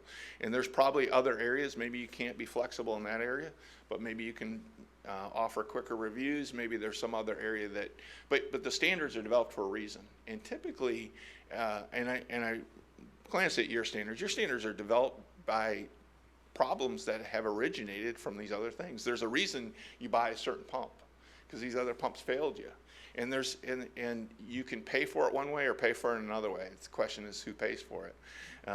But you've got to hold to the standard, and then if there's other ways you can be more flexible, try and be more flexible. But I think your staff has probably tried to develop it to protect the ratepayers the best they can, and to so the best thing you could do, I would suggest, is probably trying to sit down with developers, hear their, maybe educate them, hear the grievances, and see if there's any way that you can have flexibility in some areas. You may not be able to, but at least sometimes they just appreciate you venting. They want to vent and tell you how hard it is out there and stuff like that. And you saw a big switch. Today, things are booming. During the downturn, the developers that said, hey, I'll pay for this and do this and all this, well, those developers, that development math has changed dramatically since the downturn. Yeah. Thank you. Ms. Campbell. Oh, thank you. You got some big shoes to fill with Steve Sorrell, and coming from your current position, what do you look at as the three biggest challenges here as executive director of Emerald Coast Utility, and how do you plan to address those challenges? I see a lot of challenges, but I would say the three biggest ones I'd have to point to, obviously, you named the first one. That's a no-brainer. Just trying to fill the void left by someone who's had an outstanding career for 17 years. That's not easy for anybody, and any candidate that you have before you that's going to say they're going to be perfect going into that, you're going to try your best to essentially fulfill a big void. But the good thing that is going to make it easier is that Steve has laid a framework of quality staff, succession planning and stuff that's going to make that transition easier. So number one is filling that void and trying to live up to those standards. Two, I think it's all about moving the organization forward further. So whoever you bring in is going to have new ideas, new ways of looking at things. And hopefully, the way I'm looking at it is you're not hiring a sewer plant operator. You're not, you got lots of engineers. You're looking for someone to take the organization that you and Steve have built over all these years, the good things that and build that on that foundation and reach new heights. And so that would be my second one, is to achieve that. Now, that's not very specific. If you get into specific things, I would be more aggressive on your debt, try and see if we can do that. I think he's done good not borrowing additional money whenever he can. I would work on the recycling facility. That's going to be an ongoing challenge until, number one, a year from now, the market recovers, let's say, or you're going to have to make business adjustments, which he's already looking into, maybe not taking as much from outside vendors. So those are your financial challenges right out of the staff-wise. I think you're set there. I don't see that as a major challenge. I think you've already gone through that transition. But again, you got a new attorney, you got a new board member, and all those are going to be new dynamics into the ECUA family and machine per se. I see you've, on your resume, you have extensive work with legislators in the past, so we can count on you to work close with Tallahassee, I think. Yeah, that and a cup of coffee will get you a cup of coffee. As you know, legislatures turn over rapidly, and I'm not a big money donor. I used to have people I knew that ran things like that. I had 3 lobbyists that I ran in the county, and we had one general one, and then we had one that had 3 specialty projects, and then we might hire one just, this is your target. You do this. You bring home the bacon in this particular area. And it worked out, and you can use different dollar amounts dealing with those folks. It all depends what you're facing in the legislature. In the county arena, a lot of times you're facing do no harm type of approach. Please don't do anything bad to me, and then you're asking for money. And the governor was my state representative to Congress. I did go visit him in Washington. Again, he'll at least recognize my face. He visited the EOC during Hurricane Matthew. His wife's car was floating in one of our condominium garages. So hopefully that'll be a reminder to him. It was a nice car too, by the way. And I know, again, I know his legislative person there, and Representative Renner, which is my representative over there, is going to be the speaker in 2022. And Hudson's, I think he's the 3rd ranking senator over there now. And I've also built some alliances, potentially with Palatka, because I ran the county manager search there for them when they hired their administrator. And I got to meet, the legislators were actually put on the Citizen Advisory Committee, so that was kind of neat to get to know them a little. So I'm a big performance evaluation person, and yeah. How do you feel about yearly evaluations for yourself and your staff, and goal setting for us to you and then you to us? Well, okay. I think they're absolutely critical. I think it's, if nothing else, it's not about trying to say it's about communication. And I think what they do better than anything else is communication. I've had supervisors come to me and say, I want to get rid of this person. Okay. Well, what happened? Well, they aren't doing this and this. Okay, well, have you talked to them? No, I haven't even talked to them about it. It's like, how is that person supposed to correct their activities if you don't talk to them about it? I've always undergone an annual evaluation. The way I've done it in the past is the board members have come in and been mailed something. I've presented my annual accomplishments that, I give credit to staff and everything else, but this is the team did. And then I get those ratings that are consolidated and put in my personnel file. I know here that you've tied a lot to monetary, which is great. I was trying to implement the same system in Flagler. In the county, it's a little bit more different, but in the military, let me give, any military folks? In the military, they rate you, you go through evaluations all the time and you have to rate your subordinates and above you, but you put in a block, you get number 1, and then there's a block of 2, there's a block of 6, and there's the average block. If you're in the average block, your career is about to end. If you're in these other blocks, you might hang around for a bit, but you got to be in the first block or the second block, and they can only rate so many so high. I've been about evaluations all my life. I believe in them. I should be evaluated, held accountable for the goals that you set. Mine were tied to strategic planning goals that we did with the board. And sometimes there's reasons you don't accomplish goals. You know, there's money or there's disasters or what have you. But by and large, it really helps focus the organization and staff on where they should be going. Or you get into the goal and realize, wait, that wasn't a good goal. I will tell you, all my directors that direct reports and stuff always knew where they stood. They didn't have to wait to get evaluation. I'm a big 1-minute manager. You did a good job, and then I forget it, or you did a bad job. Let's forget about do that. I wish you would have done that differently next time, and you move on.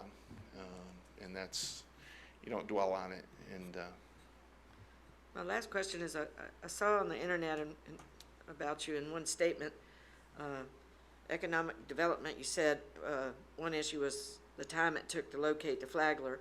A lot of people say it's hard to do business with ECUA. I don't know if that's a perception or the truth. Previously, always pushback from developers. How do you view economic development, and how would you work with the?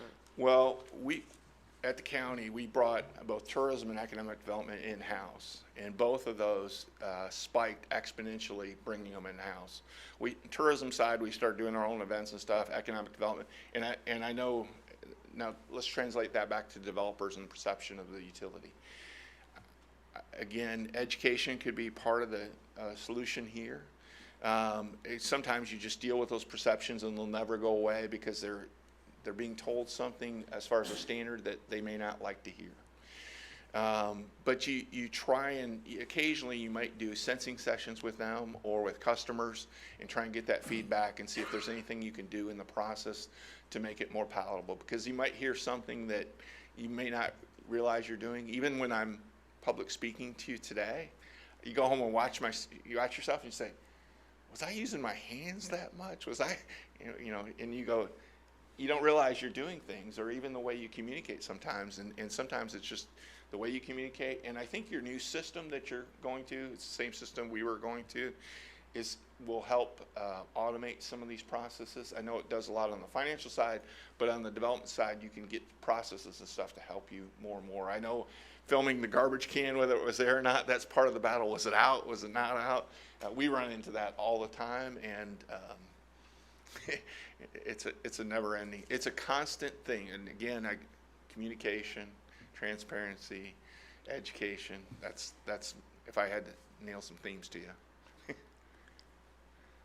Dr. Walker. Mr. Coffey, you said that we'll have a new board member next year. Well, after the elections next year, we could have 3 new board members. There's no stability. Actually, there's very little stability at the moment. Well, history repeats itself. You guys have fared that fairly well. How much are ECUA's emergency reserves or contingency reserves adequate, in your opinion? Your operational contingency is pretty good at based on your budget of 1.5 million. Your operational contingency, I would say, is adequate. I'm not familiar with the entirety of your reserves. The Finance Officers Association generally suggests 10 to 15%, or a 60 to 90 day supply with no money coming in. And in times of disaster, that money can go out the door pretty quick to try and keep service afloat. I mean, I think someone told me about a pipeline during a major, I think maybe it was you, Dr. Walker, about a major pipeline that burst, and it was put back right away by Mr. Piscopo. Well, that money had to be pulled. I guarantee it wasn't budgeted. So you may have to pull thousands of dollars and just something like that. And if you get into a hurricane situation, that could be widespread, but your goal is to get that service back up and running at any cost, and you're paying a premium. I know that when A1A fell into the ocean after Hurricane Matthew on our side, the contractor got $1 million premium if they could get it back, a month sooner. Every month sooner, they got $1 million premium. So you don't know what you need until you need it, but if your reserves are 10 to 15%, I'd say you're doing great. And if they're greater than that, more power to you. That's excellent. That's just good business sense. So as long as we're doing long-term planning, that's a good thing, financial and strategic planning. Can you tell us of any crisis, and I'm not talking about a hurricane, but Yes. some other crisis that's a day-to-day crisis, and these occur, that you handled by quickly assembling a team to manage it and move forward so that most people didn't even recognize that the crisis occurred? Can you think of an example like that? Not a commission meeting? No, just kidding. Oh, that's a tough one. It seems like I handled crises all the time. And that's, I call myself a firefighter part-time because I put out fires. You can think about it and get back with me Okay, on that, because okay. I'm sure something will come to mind. Yeah, I know there's plenty, but we had a team of dedicated employees. I mean, you have a great staff here. I like to think I had a great staff, and I built them over the years, and they stayed with me. And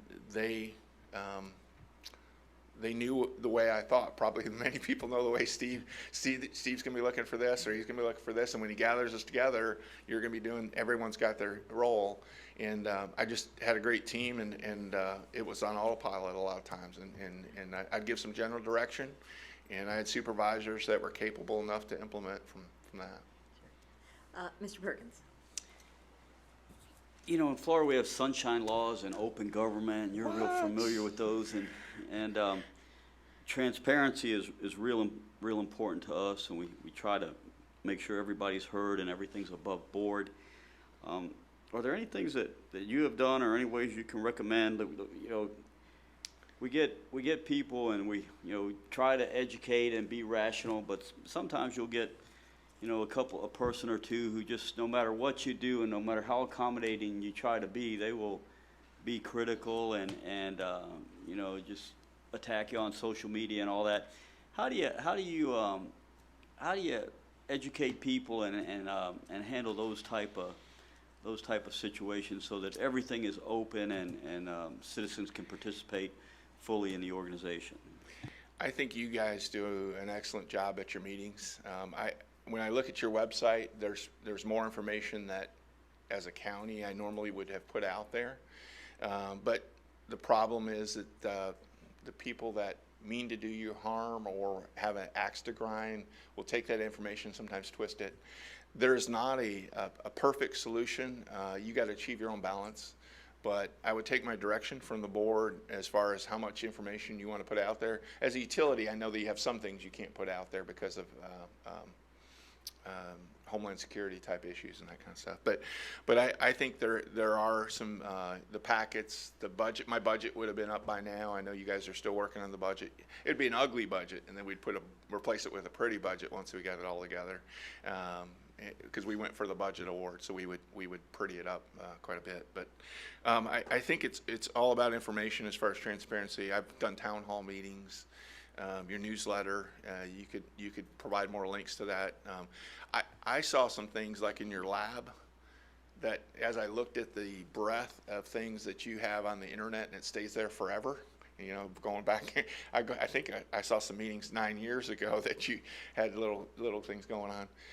But even showing somebody the things you do at the lab and the level of care you take to protect them and their water is amazing. And people don't realize that. They have no clue. They know they turn on the faucet, and I know you got a video of the plant, but the more and more things you can do that. But it's never enough. And there's going to always be people that don't take the time to go back and review that material. And the only thing you can do is do your best. And at the end of the day, if you've tried your best to inform them and you've operated in an ethical manner, if you hope to get utopia and 100%, I've learned a long time ago, that's never going to happen. And you got to look yourself in the mirror and know that you as a board member, or as me as your executive director, has done the best they could every day and earned the money that done right by the citizens. I have another question, but before I ask, I want to tell you how much I admire a man who will wear a pink tie. That shows a lot of self-confidence. I started to wear a pink shirt and pink tie, but I thought that might be pandering. Yeah, that's so I was like, overkill. that would be a little. I'm for the pink tie. So, Mr. Sorrell has had the luxury of being here for 19 years? 17. 17 years. He said it just felt like felt 19. like 19, right? Yeah. And his tenure has been a very strong one, and he leaves many legacies. In this business, as you know, you rarely get a ride such as he had. This is kind of a topsy-turvy business. And I know that you have had some bumps, as most people in your field have had some bumps, but I'm sure you also have people who have admired what you have done. Yes, ma'am. Would you tell me what those people who admired you the most would say about your legacy? What is it that you leave behind that you are proudest of, that others recognized? The legacy that you leave behind, I think, obviously you can point to physical projects and stuff like that. The legacy that I most enjoy when I think of that is I've always kept my honesty, my integrity, my ethics about me throughout my career, and I've always held my head high, and I've remained composed even in tough circumstances. And all my stints have been, except one in DeSoto, that was a hardship tour for 2 years or something, have been 5 years, 6 years, and the most recently a little over 11 years. So I'm not a quick turnover type of guy typically. I work hard and I appreciate it. But the legacy is the same things that you admire of Steve is Mr. Randy Sears. And that brings you joy from seeing a young person come in and go up the food chain.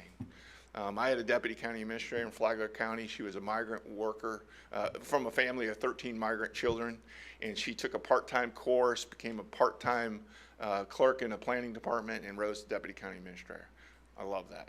And I worked my way up. I didn't come right out of college and say I'm the city manager. I tried to put in all those years, I was trying to learn all I can. And so I'm not an engineer. I play one on TV, but I tried to learn all I can because I know there's going to be a day where I'm sitting here trying to apply for a job, and I need to know. I can't break out a textbook and do that. I got to know I could call somebody, or I got to know the answer and lead. So I want to tell you that was a very interesting response, because I would have expected you to say, I implemented a program to convert toenails into tofu or something, but the fact that you said it was about the people that you brought up, an immigrant, that's very important, because I believe for us, ultimately, that is a goal as well. I see no more lights, and I think we're about out of time. If you would, in a moment, just tell us one question that we should have asked and didn't to make our job, and then tell us why, in just a couple of minutes, we should hire you.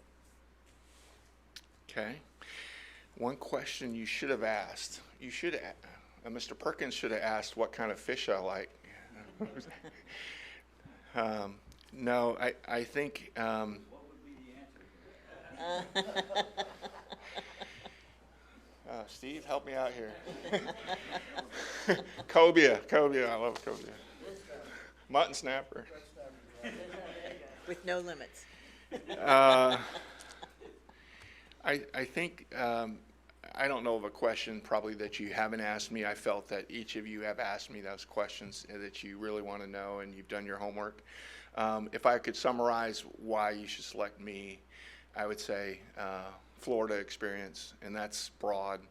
It could be the legislative stuff, but it's budget stuff, it's easements, it's employment law, It's a whole variety of things that you don't really realize, but it trickles into everyday life. And even dealing with the laws and FDEP and all those kind of things, because they're from state to state, they're gradually different.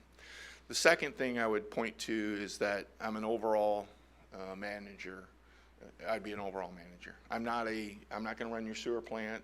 I'm not going to, run those kind of things, but I'm going to be the guy that runs those things like a businessman as best I can with a conscience. I explained to somebody, you run it like a business, but you also have a governmental conscience because you're trying to improve the community. So I have human resource experience. I have budgeting experience. I have all those things that you deal with, lawsuits, consent orders, all those things that you deal with on a broader scale, hiring employees, attracting newsletters, citizens' input. Some utilities are more immune if you've managed a department. The last thing I would say is disasters and hurricanes. I think that trickled into my military police background, and that trickled into the hurricanes I've been through. And I probably should have said, in addition to staff, citizens. When you solve a citizen problem, I've had some little old ladies that were flooded, and now they don't flood. You almost want to cry when those kind of things. But I think my disaster experience, and I will definitely make sure we are ready. I'm ready to go on that. So. Thank you so much, and we thank you for coming and for your interest. And I think our plan is to Tuesday to meet and to rank the candidates. So get some popcorn made and watch right, it. Right. But thank you again. Thank you very much for your hospitality, if you don't mind. It's been great, and it's very professionally run process, so I appreciate it more than anything. Thank you. Thank you, sir. And the next item on our agenda is the open forum. And is there anyone who wishes to address us in open forum? If not, we're adjourned. Thank you, folks.